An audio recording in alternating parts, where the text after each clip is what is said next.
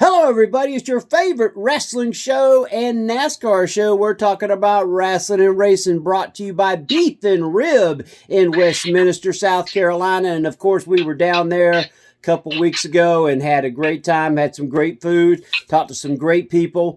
And of course, we had some wrestlers on. I was not able to get to the show because of football running over that week. So, we'll have to hear what Brandon had to say, what happened. But anyway, folks, we just want to thank you for joining us this week. And without further ado, we got to bring in the man, the myth, the legend, Rep Brandon. How's it going, brother? Absolutely amazing. How are you? We're doing good, doing good.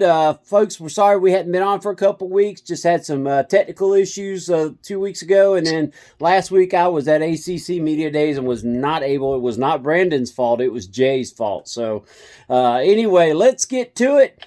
Brandon, let's first find out where was you this past weekend. And if you want to, go back the week before that. Well, this past weekend, the high school football team that I cover had a bye week because the kids were out for fall break, and if you don't have school, you're not allowed to play sports. So there was no high school football Friday night in my area, so I actually went to a wrestling show Friday night. I had a wrestling show Saturday night, and I had a wrestling show Sunday. Now, Friday night and Sunday were both held in the same building, but it was two different promotions. Friday night was SCA, which they run in Royston every single Friday night of the year. And then Sunday was also in Royston, and it was for a promotion called a Scrappy Championship Wrestling, which runs once every 2 months on a Sunday afternoon in Royston. And then Saturday, I was at SWA for our final show before Fightmare, because Fightmare is coming up in 2 weeks on the 25th. And then last weekend was the Saturday I was in Anderson for UCW's Fall Brawl, and it was a fantastic show. If I had to guess, I would say we had between 500 and 600 fans there. Wow. I don't know the exact amount, but I mean it was a pretty good size crowd. The chairs were all full, and then once the chairs get full, they make you start sitting in bleachers. And of course, when you're in bleachers, everybody tries to spread out so you got more space. So it's kind of hard to, get a full estimate unless you got not a seat empty in the house. But I'd say between 500 and 600. So it was a great night. It ended with local South Carolina and North Carolina indie wrestler Chase Emery walking out as the new UCW heavyweight champion in a fatal four-way. He went against Carlito and Brian Idol and Marty Skrull. Brian Idol's from NWA, and Marty Skrull is from Ring of Honor. All right, folks, there you go. A little bit about where Ref Brandon was. And now, Brandon, let's get into NASCAR. Yesterday, the race was won by Denny Hamlin. Tell us a little bit more about it. Yeah, we had the South Point 400 was the name of it, from Las Vegas. Denny Hamlin got the win, followed by Kyle Larson, Christopher Bell, Chase Briscoe, and Tyler Reddick. That was the top five. Now, you and I haven't been on, I think, since the altercation happened between Denny Hamlin and his teammate, Ty Gibbs. And you know me, I can't stand Denny Hamlin, so I've said for the longest time that, if he could win a championship and it make him retire, I hope he wins it so he's gone for good. But at the same time, I hate Denny so much, and now he's feuding with his teammate, that it would be awesome if he comes down to the final race and he's one of the final four and he's leading the race, about to win the championship, and Ty Gibbs puts him in the wall. Oh, Because Lord. Then Denny don't win the title, but then also, what's Joe Gibbs going to do? Because Denny drives for you, and you're mad that you lost the championship, but you lost it because your grandson wrecked him. Joe's not going to fuss his grandson, so, what would that do? I think it would be phenomenal if that happened. I think he would get a hold of his grandson, especially costing him millions of dollars in championships. And, what good does it do? I mean, unless they were both fighting for it, and both of them go across and we have a photo finish. And it was Denny's 60th career win, so he just continues to climb the all-time leaderboard as far as, wins goes, but it doesn't do you much good if you don't, come home with a championship. And so far, he's never won one. He'll be 45 next month, so he doesn't have many years left, so he ain't got many more chances left to get one.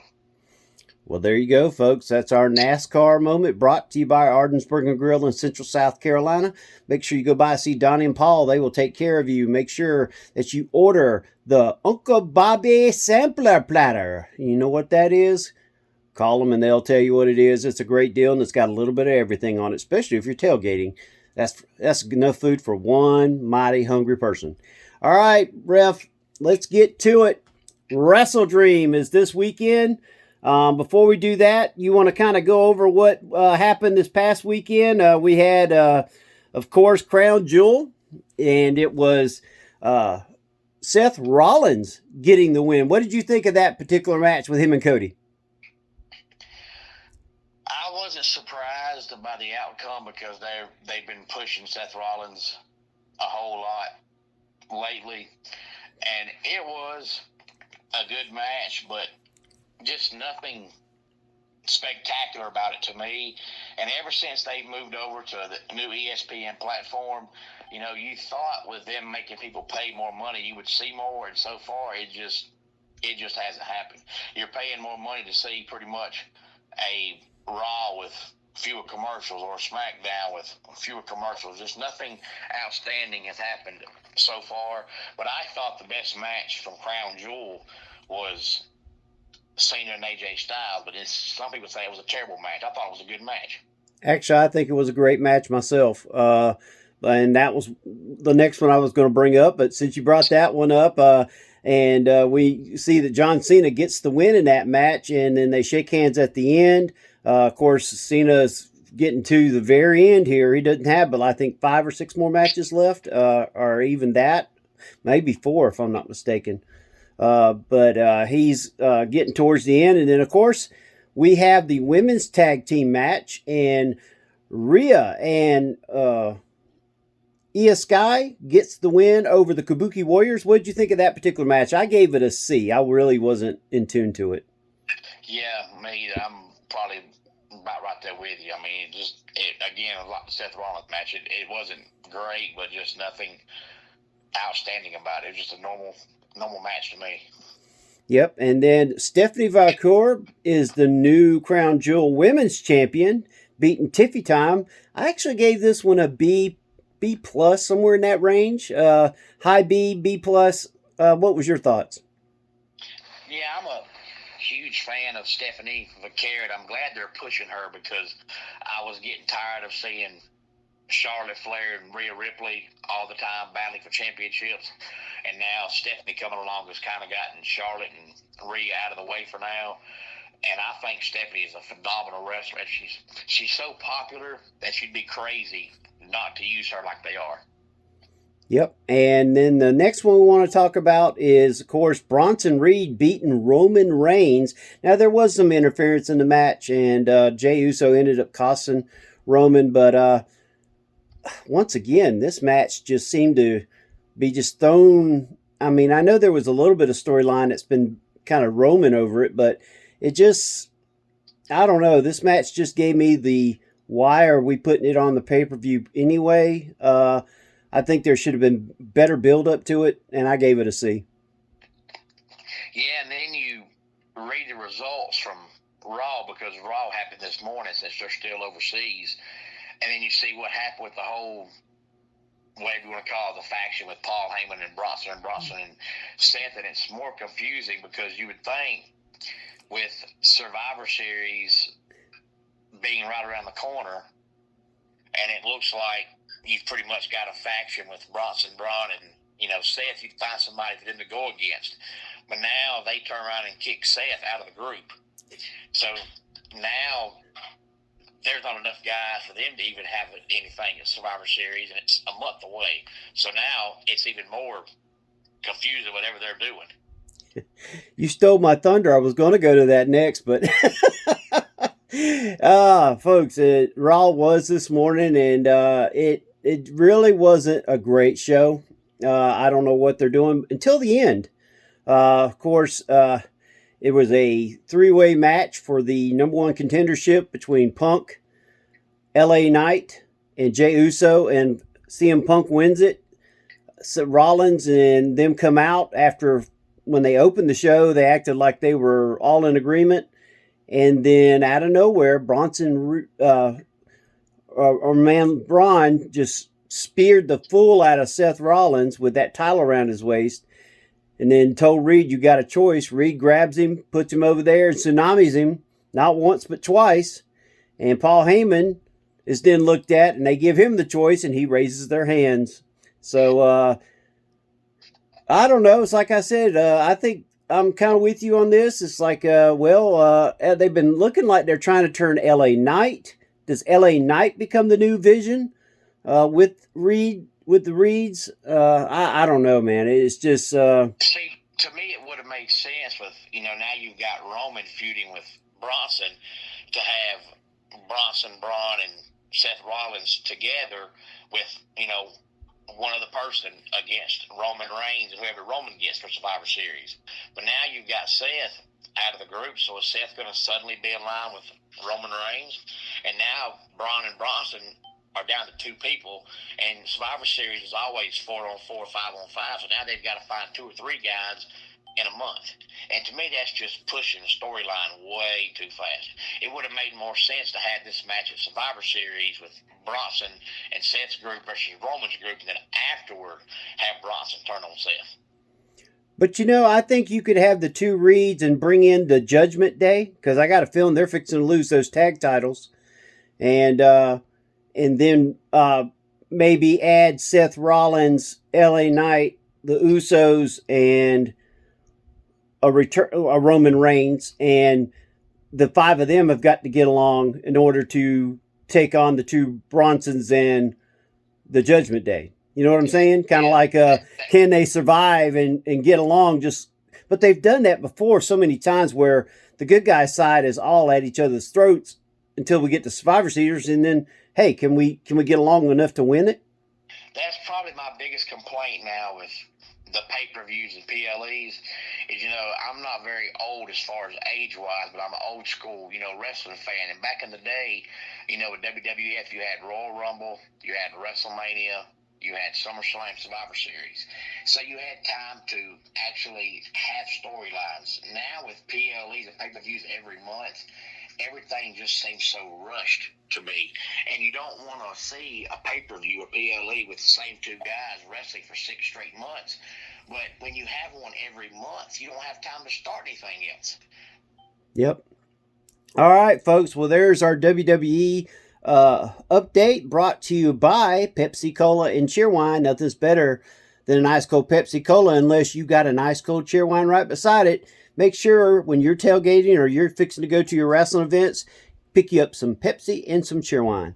All right, we're getting into Wrestle Dream. My favorite pay-per-view is back, and we probably still going to have 2 or 3 more matches if I know AEW added after either tomorrow night or, Wednesday night or on Collision could happen. But anyway, Wrestle Dream is going to be bringing us the first match of the night. Will be the Hurt Syndicate, Bobby Lashley, Shelton Benjamin, and MVP, taking on Ricochet and the duo of Toa Lona and Bishop Khan. Basically a rematch of the previous pay-per-view. And I actually think this was smart to get these guys in there again. I think the match they had last Wednesday, the Jacksonville Street Fight, just was a way to even the score. Now it's the rubber match. What's your thoughts? Yeah, I'm looking forward to it. I think it should be a fantastic match, and hopefully this ends the little feud between, those little groups. Yeah, I think they're going to take Ricochet off on his own, and I think Khan and Leona will probably go after the tag titles. And, of course, Lashley, a lot of people are thinking he's going to be heading into the world title talk, since there's so many people that are out hurt. Then we got Jamie Hayter taking on Tequila, the Spider-Woman, basically is what everybody's calling her. What's your thoughts on this one? I think Hayter's going to take it. Yeah, I think you're right on that one, Jack. I can't disagree with you on that one. I think they still got time to build Thekla up, and I just think Hayter has not had a clean win in a while, so I think this is time for her to get it. All right, then we got the next match. Ref Brandon's favorite tag team, the Young Bucks, Matt Jackson and Nick Jackson, taking on, well, we're just going to call it Slim, the referee's favorite tag team, Jack Perry and Luchasaurus, for $500,000. And honestly, give me Perry and Luchasaurus to keep the Jackson twins broke.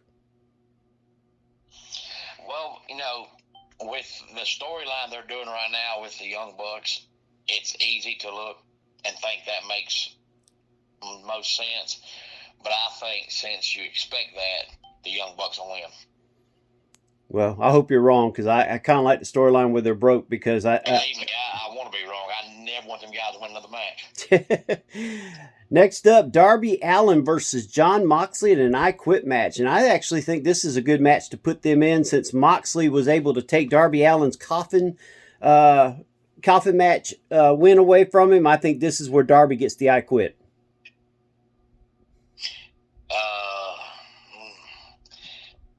I agree with you. I just think Moxley losing Allin right now is not going to hurt him. He did get the win at the coffin match, so it's not like he'd be going into 3 pay-per-views with a loss. And then we got a match that's very interesting, Kyle Fletcher versus Mark Briscoe for the TNT Championship. I still think it's too early to take the title off of Fletcher, but I think Briscoe's going to have a good match. I'm going to go with the upset and go with Mark Briscoe. Oh, all right. And then a match that I think is going to be probably the match of the night, and a lot of people might think I'm stupid on this, but Brody King and Bandito take on Okada and Takashi. I keep getting his name wrong. Anyway, they will be going for the AEW tag team titles.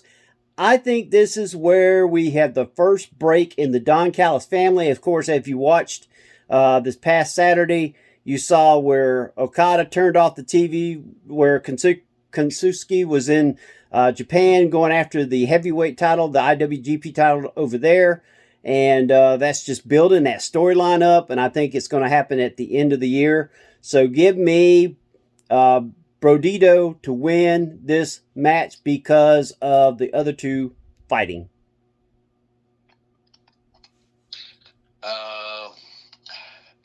I'd like to disagree with you, but I can't. I think you're accurate.